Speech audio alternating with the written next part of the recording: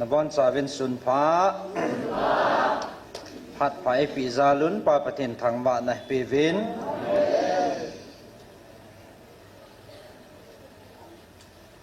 ทุกคนกันในเดฮ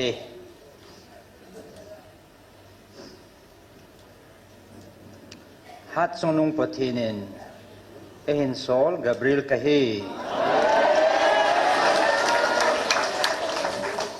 ฮัดสงนุงปฏินินนังหออามีเลอตาสันหอเดียนหินนดิวทะกาวและตาสานลัมปิวเกมันกะตุอินกะปุยจิงนะเฮจิทุพาทางสับดิงาเกมากาบริลฮัดสงนุงปฏินินทูหงเสบดิงาอินซอลกาบริลกะฮิบเว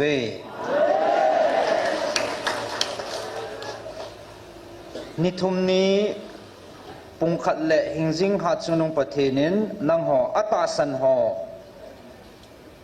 อังไงลุดนาวตาซาทะกาวานหินนดิวนลัมปีนปุยหุยดานทูนหิลดิวและไงลุดนานังหออัตาสันหอฮิลดิงินอามาตาหงดิงเฮ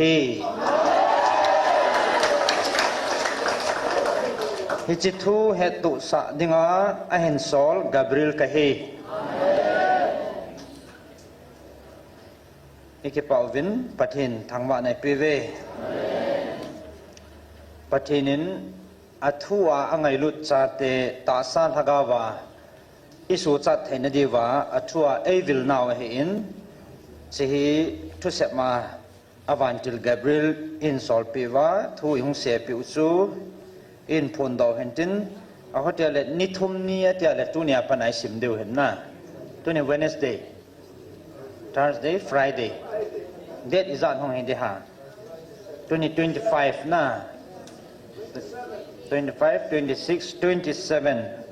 27 June 2025ห้องเห็นดิ่งเห็นสิสุยบอนสันนิคิเมลซิวเห็นตินเฮ็ดสาธิตนี่เฮ็ดสาธิตไว้ใต้ที่จะกันผลต่อให้อิจินจงปฏิเฮงะไอตาวนาวะกิปาทูอันเซลเฮเตเกพาริจันจุตันเตกะเจปเอ